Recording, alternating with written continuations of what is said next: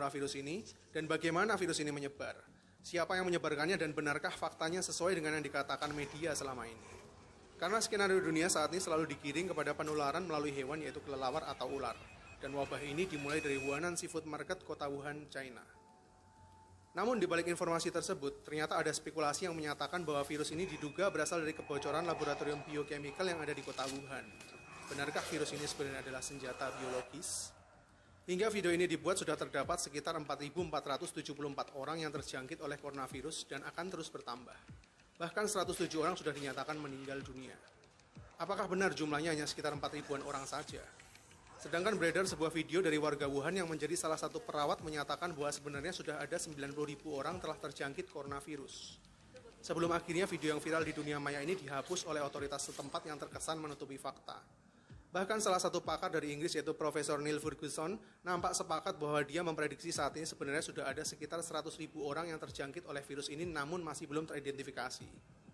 Dan menurutnya ini semua barulah sebuah permulaan.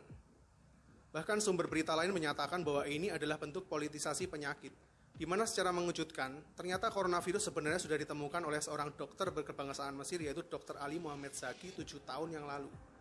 Namun informasi itu akhirnya juga di-take down oleh pemerintah Arab Saudi hingga berakhir ke pemecatan Dr. Zaki dari salah satu rumah sakit di Saudi. Karena mengirimkan sampel virus baru ini ke laboratorium virologi di Belanda dan dalam tanda kutip melangkahi pemerintah Saudi sendiri. Mungkin karena kepentingan politis bahwa antidot sebuah penyakit itu punya nilai yang sangat tinggi. Sebenarnya masih banyak juga video-video lain yang telah dihapus oleh otoritas setempat yang menyangkut seberapa parahnya situasi yang sebenarnya terjadi di Wuhan. Apakah benar ini semua skenario yang diangkat untuk menutupi sebuah rahasia besar yang ada di balik tirai? Bahwa coronavirus yang saat ini menyebar diduga sumbernya berasal dari laboratorium biokimia yang ada di Wuhan Institute of Virology yang berada di dekat dengan lokasi awal penyebaran. Ditambah sebuah konspirasi yang dinyatakan oleh seorang saintis asal Rusia bahwa SARS dulu juga pernah menjadi wabah global sebenarnya adalah virus buatan manusia yang memang disengaja. Wuhan Institute of Virology adalah sebuah laboratorium besar milik Tiongkok yang punya standar patogen level 4. Ini adalah status dari sebuah laboratorium yang boleh menangani berbagai biochemical dengan level tingkatan yang paling berbahaya. Mereka juga pernah menangani virus SARS hingga Ebola di laboratorium ini. Bahkan seorang expert dari Israel menduga bahwa epidemi yang terjadi ini berhubungan dengan senjata biologis yang dirahasiakan oleh otoritas setempat. Jadi apakah benar telah terjadi sebuah kecelakaan? Yang anehnya, kenapa epidemi semasif ini justru muncul di momen yang menjadi puncak dari migrasi terbesar di Tiongkok, yaitu bertepatan dengan Tahun Baru Rakyat Tiongkok. Tahukah kamu, Tahun Baru yang diadakan oleh Tiongkok ini sebenarnya adalah migrasi terbesar yang ada di dunia. Dari data terakhir 2018 lalu, disebutkan bahwa terdapat 385 juta warga Tiongkok yang bermigrasi dari satu kota ke kota lainnya. Dan semuanya akan menyebar dan berkumpul dengan para kerabatnya dari satu kota besar ke kota terpencil, begitu juga sebaliknya. Bayangkan seberapa cepat epidemi ini akan menyebar ke seluruh penjuru Tiongkok dalam waktu sebulan saja. Kenapa timingnya sangat tepat untuk sebuah dalam tanda kutip kecelakaan? Apakah ada yang mengatur ini semua setelah begitu banyaknya tekanan yang dirasakan oleh Tiongkok? Pasca perang dagang yang belum kunjung berakhir mulai tahun lalu. Kemudian terjadi huru-hara di Hong Kong yang belum juga selesai. Dan kini sebuah epidemi virus yang punya skala lebih besar lagi. Sehingga saat ini kondisi perekonomian Tiongkok menjadi semakin terperosok hingga mencapai titik stagnan perekonomian terendah selama 27 tahun terakhir. Setelah digadang-gadang akan menjadi negara dengan perekonomian terbesar di dunia mengalahkan Amerika pada tahun 2030 nanti. Ada apa dengan Tiongkok sebenarnya?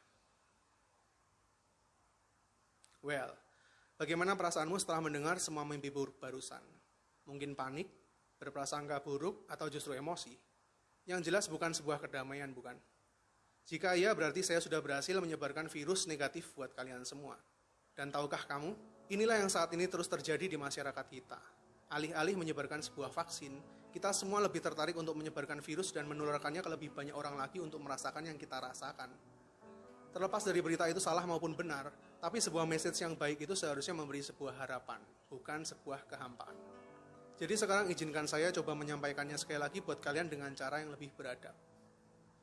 Semuanya berawal dari seorang pasien yang mengalami gejala pneumonia dari Wuhan di bulan Desember 2019 lalu, yang kemudian terus merambah ke pasien-pasien lainnya yang mengalami gejala pneumonia dan pernafasan akut. Seiring bertambahnya pasien yang disinyalir berasal dari Wuhan dalam kurun waktu 14 hari ini, pemerintah Tiongkok segera mengambil tindakan untuk segera mengisolir kota Wuhan dengan harapan supaya epidemi ini bisa lebih terkontrol. Sejauh ini pemerintah Tiongkok menunjukkan kesiapannya dalam menangani epidemi ini berkat pengalaman mereka menangani virus SARS pada tahun 2003 lalu.